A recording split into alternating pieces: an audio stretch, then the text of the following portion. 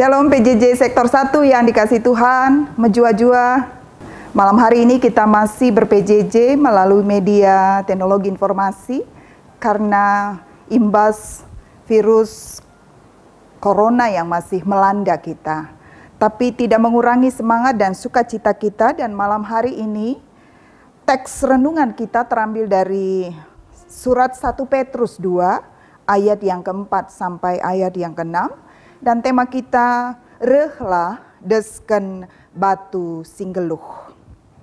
Bapak Ibu Saudara-saudara jemaat yang dikasih Tuhan, gereja dalam arti kumpulan orang percaya seringkali digambarkan melalui berbagai macam metafora.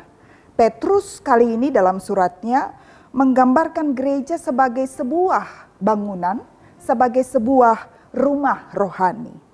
Dan dalam metafora ini, aspek komunal atau kebersamaan dari setiap orang percaya sangat ditekankan. Untuk membangun sebuah rumah, satu batu tidak akan ada artinya. Tapi jika batu itu semua disatukan bersama-sama, maka akan dapat dipergunakan untuk membangun sebuah rumah.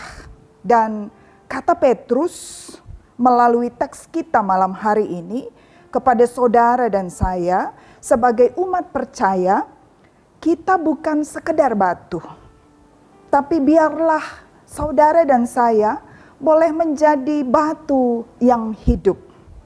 Dan karenanya ketika kita menjadi batu yang hidup, maka yang kita bangun bukan hanya sekedar sebuah rumah, tapi yang kita akan bangun adalah sebuah rumah rohani. Sebagaimana yang diungkapkan oleh Petrus dalam ayat 5, dia katakan, dan biarlah kamu juga dipergunakan sebagai batu hidup untuk pembangunan suatu rumah rohani bagi suatu imamat yang kudus.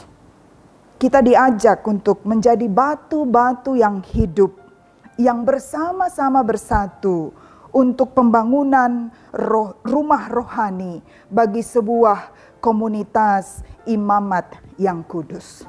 Nah, lalu bagaimana kita bisa menjadi batu-batu yang hidup itu? Poin yang kedua, Petrus menjelaskan pada ayat yang keempat. Untuk bisa menjadi batu yang hidup, kita harus datang kepada Kristus. Datanglah kepada Kristus, batu hidup yang menghidupkan itu. Dan pada teks ini Petrus berkata, siapa batu yang hidup itu? Dia adalah Kristus. Dan memang batu yang hidup itu digambarkan di sini memang dibuang oleh manusia, tetapi dipilih dan dihormat di hadirat Allah. Petrus secara tersurat mengatakan di sini siapa batu yang hidup itu, Yesus yang dibuang, menyiratkan di sini bagaimana Yesus ditolak oleh bangsanya sendiri, bangsa Yahudi, ditolak oleh dunia, tapi dipilih oleh Allah untuk keselamatan manusia dan keselamatan dunia. Bapak Ibu Saudara-saudara jemaat yang dikasih Tuhan, dengan kata lain, Petrus juga mau menunjukkan bahwa pembangunan gereja secara komunal, secara bersama-sama juga harus dimulai dari pertumbuhan iman kepada Kristus secara individual.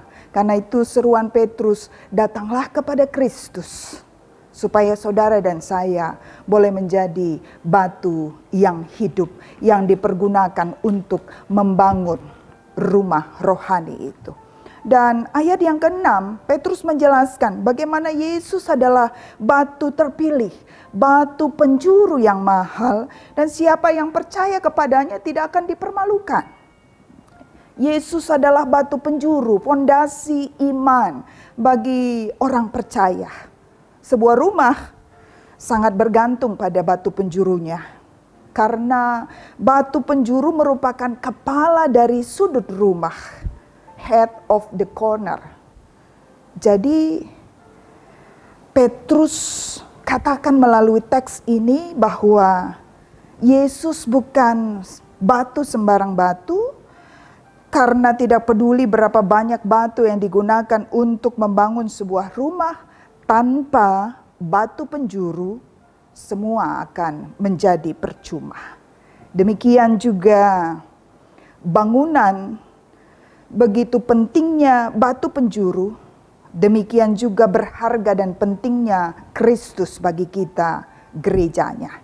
Gereja harus berpusat pada Kristus, bukan berpusat pada pendetanya, bukan berpusat pada gembala sidangnya, bukan berpusat pada organisasinya, tapi gereja harus berpusat pada Kristus, sang batu penjuru itu, batu yang terpilih itu. Gereja yang kristosentris akan menyenangkan hati Allah. Dan bulan ini seharusnya kita akan melaksanakan sidang majelis sinode sesuai dengan poin dalam bimbingan kita yang seharusnya dilaksanakan pada tanggal 13 sampai 19 April 2020. Namun sidang majelis sinode GBKP yang ke-36 harus ditunda karena merebaknya virus corona dan ditunda ke tanggal 7 sampai 11 Juni 2020 yang akan datang.